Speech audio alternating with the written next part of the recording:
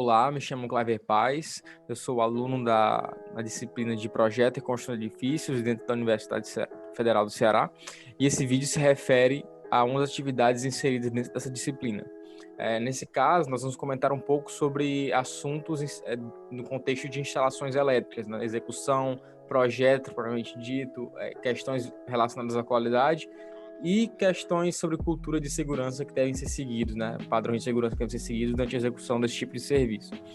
Então, iniciando um pouco sobre o assunto, já comentando em si sobre o que é um projeto elétrico e quais critérios objetivos configuram com que um projeto ele possa ser considerado um projeto de qualidade e um projeto que segue os parâmetros de conforto e de segurança, a gente pode citar, por exemplo, uma das normas, ou se não a norma mais utilizada para a observância desse tipo de coisa, que é a NBR 5410, né, que é uma NBR de instalações elétricas, onde ela indica as localizações de elementos como tomadas, pontos de luz, quadros, caixas de passagem, entre outros acessórios, né, como eletrodutos, etc.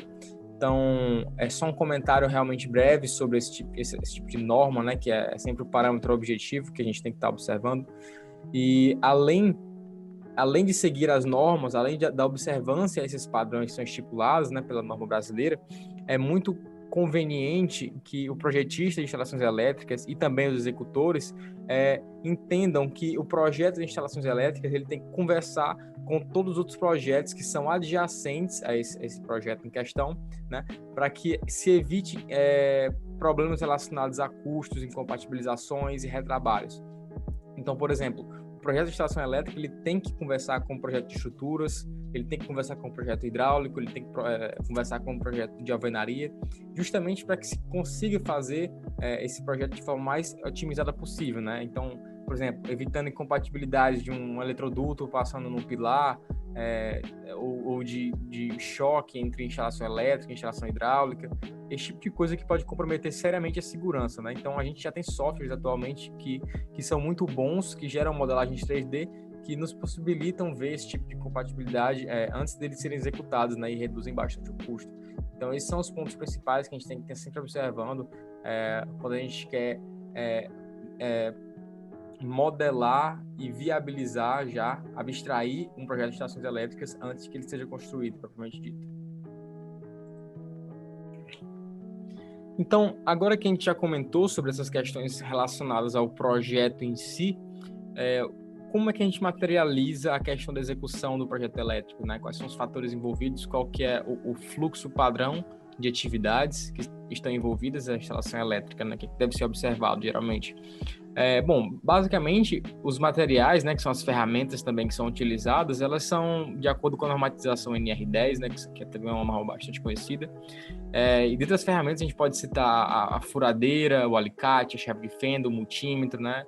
Ou se não o multímetro, o próprio perímetro por si só, ou o voltímetro, a serrinha, a trena, são os materiais que são mais conhecidos, né? Além dos equipamentos de proteção individual que eu vou acabar abordando mais na frente, com mais detalhes, né? E, fora isso, os materiais elétricos mesmo, né? As matérias-primas que a gente vai utilizar para estar implementando a questão das tomadas, a questão dos eletrodutos, da fiação, as caixas de passagem, os interruptores, os bocais, né? Que estão os soquetes da lâmpada, que é também bastante conhecido por esse nome, e os quadros de medição em si, né? Então, qual que é o fluxo padrão de execução?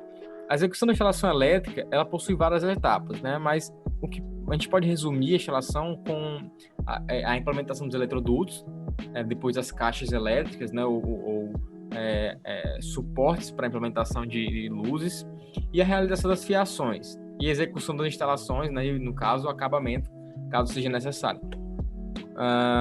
Então, a gente sabe que os eletrodutos, eles são justamente esses elementos que vão ligar,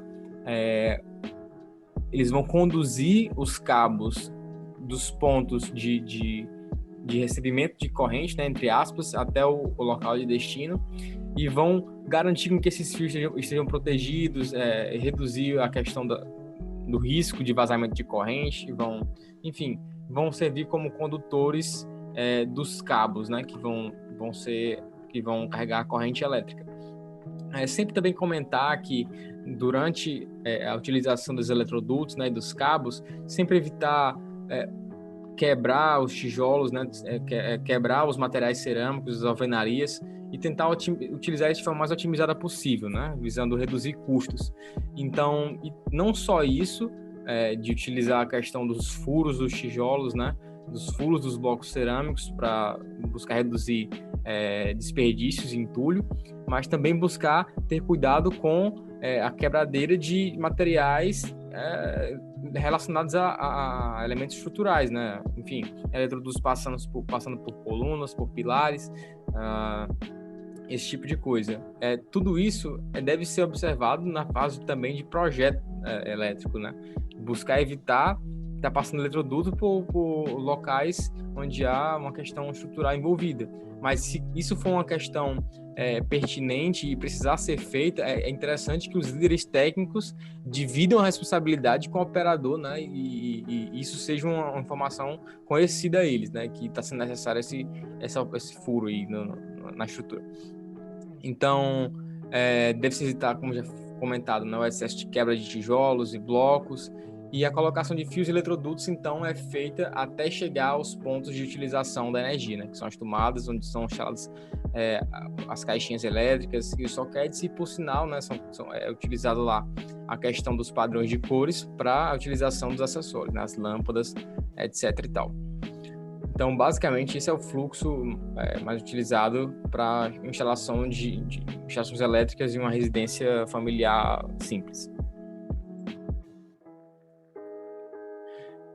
Beleza, então, cara, Clive, eu fui contratado aqui agora pela empresa, tô animado, quero começar a trabalhar aqui, mas eu sei que lá vai ter projeto de instalações elétricas, né? E aí eu já entendi os pontos que tu falou sobre o projeto, sobre o que eu devo me atentar, sobre a questão do custo, sobre a questão do... Enfim, já entendi esses pontos, mas o que eu tenho que me atentar se eu chegar lá? Cara, primeira coisa que tu tem que ter na tua cabeça assim que tu entrar numa obra, que vai ter instalações elétricas envolvidas, né? Ou seja, quase todas. Assim que você entrar, equipamentos de proteção individual, capacete, bota, luva, cinto de segurança, óculos, proteção auricular. Esse é o ponto mais importante para que tu garanta a tua segurança e a segurança dos teus colegas, né? A tua equipe de trabalho.